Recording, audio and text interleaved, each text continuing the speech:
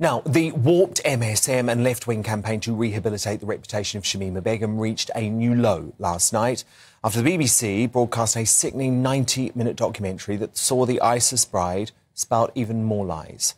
Branded the Shamima Begum story, the sickening puff piece, decorated with an ominous backtrack and tearful pieces to camera, gave the terrorist an undeserved platform that the countless victims of ISIS never got.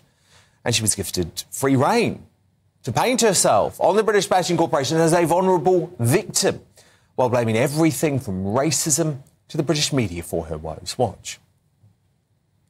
When they think of ISIS, they think of me because I've been put on the media so much. But what was there to obsess over? We went to ISIS, that was it. It was over. They just wanted to continue the story because it was a story. It was the big story. I just wanted to go along with what my friend wanted, you know, so I could be accepted. I didn't feel British because I feel like I wasn't able to be British even though I wanted to be, if that makes sense. I didn't feel like I was accepted by society either because of racism and other things. It's really hard wanting to integrate into society but your family holding you back. It's like when you're in love and you don't want to see the person's faults, so you just like push them to the back of your head, or you just completely deny that they are there, you know? Like I was in love with the idea of ISIS, so I just always made excuses for them.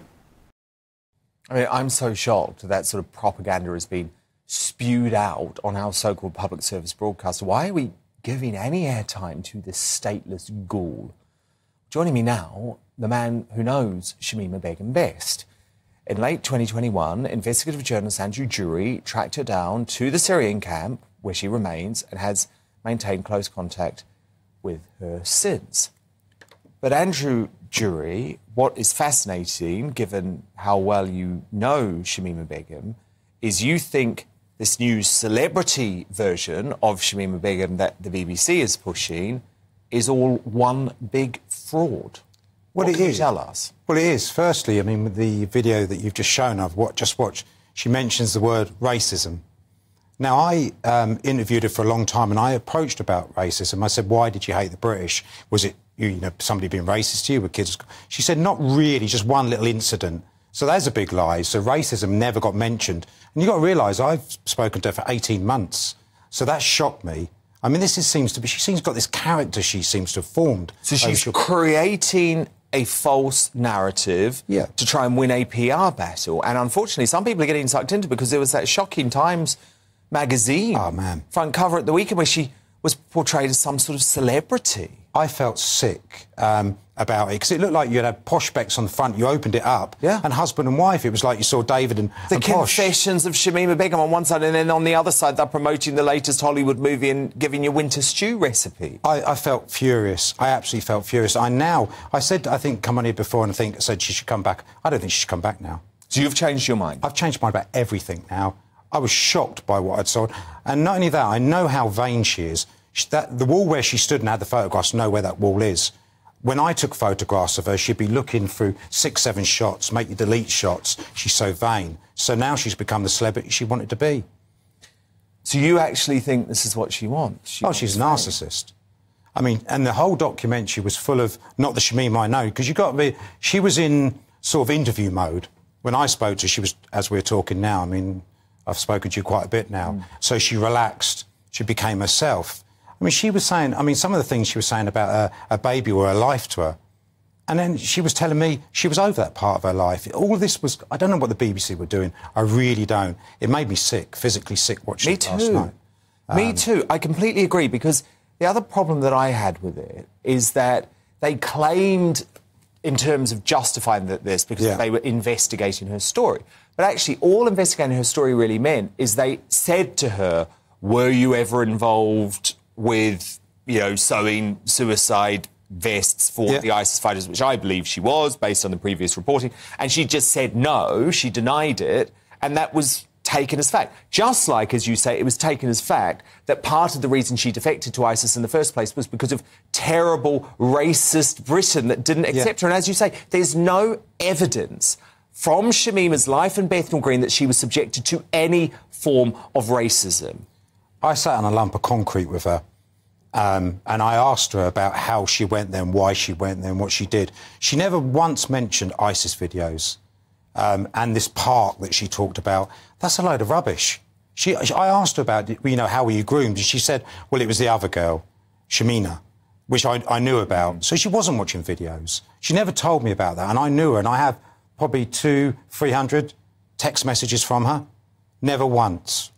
So is it... Can we go as far to say, because based on what you're saying, and remember, you know Shamima's story better than anyone because of the time that you've spent with her in Syria and investigating it.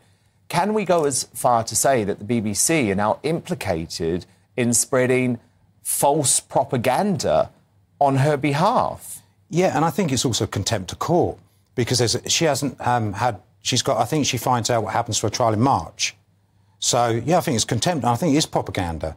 I think it's feeding in... Why are they doing this? Why do they want to turn Shamima Begum into celebrity? What is the motivation there? You ask me, it's sickening.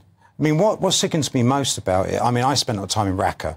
I went into some of the camps and I saw the effects. I went into the torture place inside the stadium that you saw last night, which, ironically, I'm surprised I didn't interview anybody from there. And it's sickening what happened. This is now as a poster girl for ISIS. They've made her ISIS poster girl. They have. They have.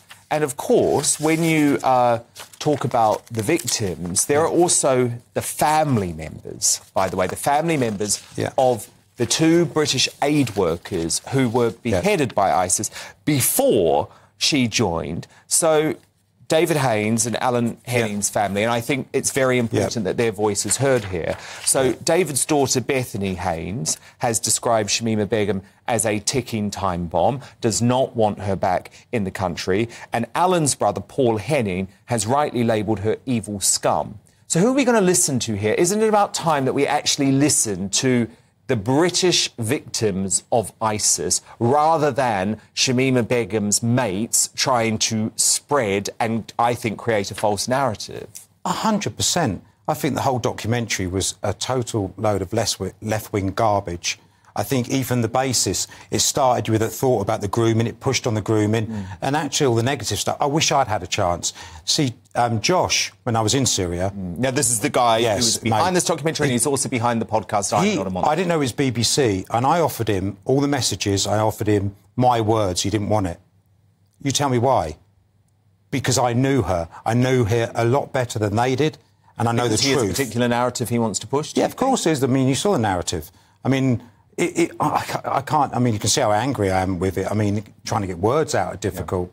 And, of course, I heard him interviewed, by the way, very softball interview on the BBC Radio 4 earlier, just to provide both sides of the story. He insists that no payment was made to Shamima Begum. He was asked, does he now consider Shamima Begum a friend? And he didn't go as far as saying... that she was a friend, but he also didn't say that she wasn't a friend. So, look, I think there are some questions to be asked about this bloke, Josh, and how close he was to Shamima in terms of whether he could actually give journalistic rigour to her story. The other thing is, by the way, there's been no campaign by the BBC to rehabilitate Jihadi Jack, who was the white middle-class teenager from Oxford who also defected to ISIS. And I do feel like this is partly to do with the BBC's identity politics. Well, if we go back to the money, he might not have given him, but do you know how much it cost for security for 1 week? How much? In Syria? Around about $12,000 to $15,000. And how many weeks? He was there a month at one time. So when I was there, so there's probably $60,000. Of our licence fee paid. Of our money, And then there's the production costs. And equally, Shamima likes a gift. The way you have to get her to talk to you or whatever, she asks for gifts. So the first thing you do... So what does she want? Clothes, food? For me, for clothes, and then there was a book, which one of the reasons I changed my mind, she wanted Guantanamo Bay Diaries, and then she had a go at me. Having a go at me, I'm bringing her a gift. She said, you brought me clothes, but I'd rather the book. The reason is she studied... What she asked for the book? Yeah, she did, She wanted to be a... Yeah, because it's this kind of, I suppose, instruction book of being a victim. Do you believe she's still a threat to British national security? Not a threat herself, but her actions, and if we brought her back, it'd be a threat that others might follow the same pattern or path. Indeed. Well, look, Andrew Drury, absolutely fascinating, exposing Shamima Begum there as a fraud, and also much of the work on that documentary last night as a fraud too. Thank you so much. Thank you.